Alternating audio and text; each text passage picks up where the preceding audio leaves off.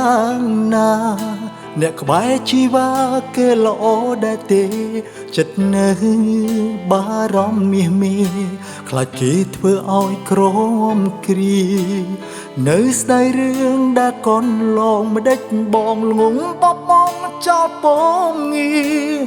លួចទាំងតោងគេទាំងមានអូនក្បែរប្រាណពេលនេះទៅដឹងអារម្មណ៍មួយនឹងវាពីបាក់ទ្រាំទោះបីព្យាយាមរឹងមាំក៏មិនអាចធ្វើទៅបានนุ่งស្រីដូចតែគ្នាតែបេះដូងគេមិនដូចកងលឿនរឿងទាំងប៉ុន្មានខុសមកពីបងទាំងអង្គមិនសុំឲ្យអូនបែកគេមិនសុំឲ្យមាសមេរកបងវិញ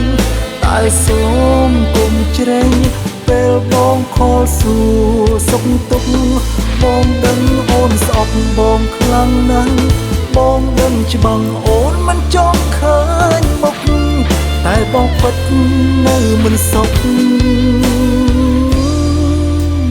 ចេះតែបារម្ភវាសុំមុខបងហើយដែលត្រូវតែតើបែបនេះរាល់ថ្ងៃពេលដែលនឹកដល់រូបថ្លៃផឹកស្រាហើយអង្គុយយំសងខំឆាប់នេះ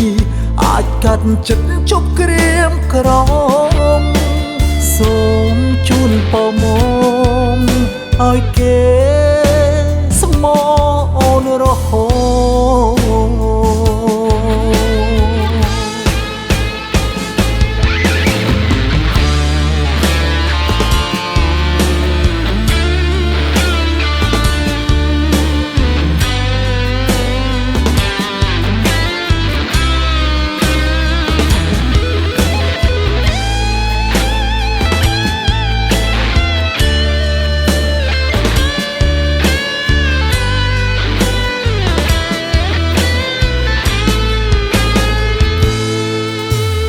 ពេលនេះទៅដឹង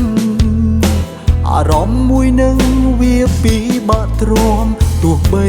ព្យាយាមរឹងមាំក៏មិនអាចធ្វើទៅបានนุ่งស្រីដូចតែគ្នាតែបេះដូងគេមិនដូចក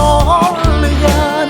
រឿងទាំងប៉ុន្មានខុសមកពីបងទាំងអង្គមិនសុំឲ្យអូនបែកគេមិនសុំឲ្យមាសមេរកបងវិញតែសូមគុំជ្រែងពេលបងខលសួរសុខទុក្ខបងដឹងអូនស្អប់បងខ្លាំងណាស់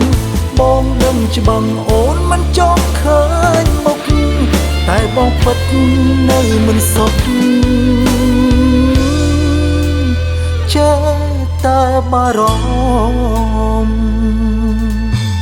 ភវាសុំមុខបងហើយ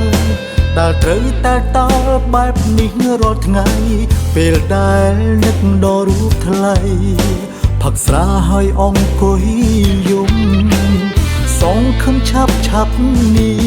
អាចកាត់ចិត្តជប់ក្រៀមក្រមសូមជូនពរមកឲ្យគេស្មោអូនរហូត